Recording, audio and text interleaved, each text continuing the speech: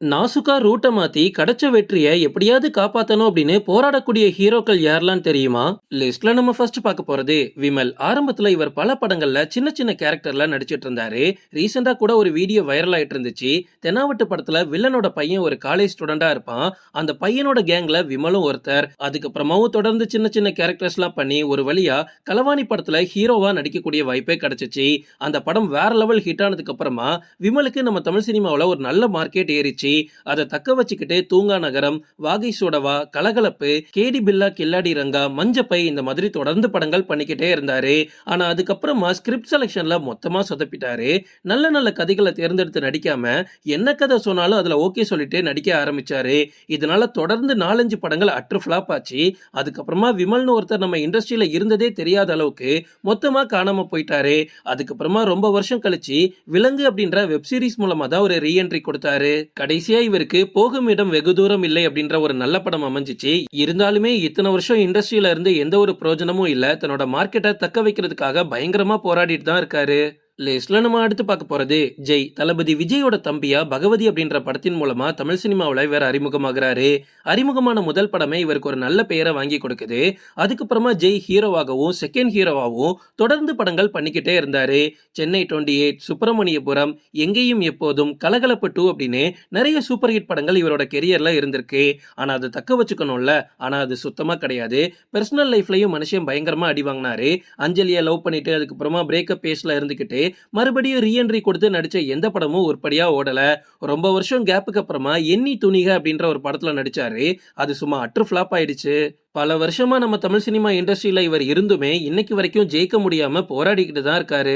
லிஸ்ட்ல நம்ம அடுத்து பார்க்க போறது அதர்வா. முரளியோட மகனா வாரிசு நடிகரா 2010ஆம் ஆண்டு வெளியான பானா காத்தாடி படத்தின் மூலமா ஒரு ஹீரோவா நம்ம தமிழ் சினிமாவில் அதர்வா அறிமுகமாகிறாரு. அதுக்கப்புறமா முப்பொழுது முன் கற்பனை, பரதேசி அப்படின்னு அடுத்தடுத்த வெற்றி படங்கள் அமையுது.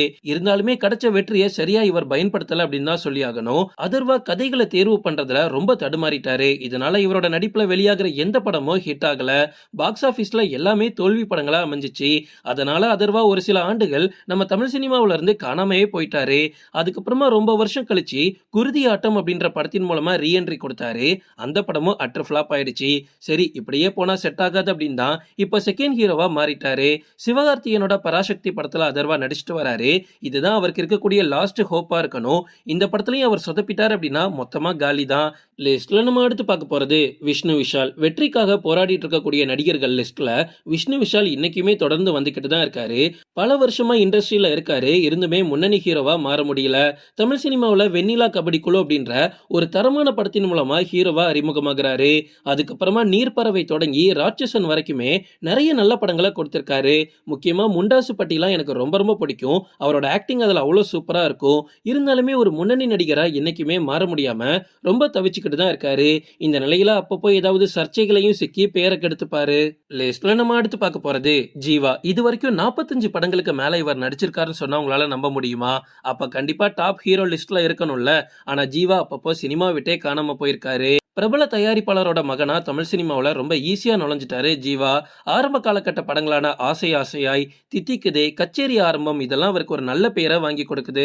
அது மட்டும் இல்ல, ராம், கற்றது தமிழ் மாதிரியான கல்ட் கிளாசிக்கான பிலிமும் இவர் நடிச்சிருக்காரு. இந்த அளவுக்கு கிடைச்ச வெற்றியை இவரால காப்பாத்திக்க முடியல அப்படின்னு தான் சொல்லி ஆகணும். தொடர்ந்து நல்ல நல்ல கதைகள்ல நடிப்பார்னு பார்த்தா படங்கள் எல்லாமே அற்று ஃபிளாப் ஆயிட்டு இருந்துச்சு.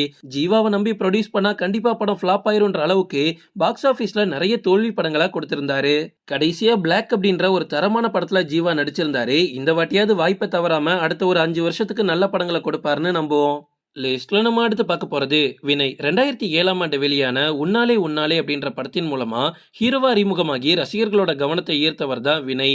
அதுக்கப்புறமா மோதி விளையாடு, மிரட்டல், 9ல குரு அப்படின்னு அடுத்தடுத்த படங்கள் நடிச்சிருந்தாலும் எந்த படமும் அவருக்கு எதிர்பார்த்த அளவுக்கு வெற்றியை கொடுக்கல. அதுக்கப்புறமா மிஷ்கின் டைரக்ட் பண்ண துப்பறிவாளன் படத்துல ஒரு வில்லனா இவர் அவதாரம் எடுத்தாரு. இவரோட ஹைட் அண்ட் வெயிட்டுக்கு இந்த வில்லன் கேரக்டர் பக்காவா செட் ஆயிருந்துச்சு.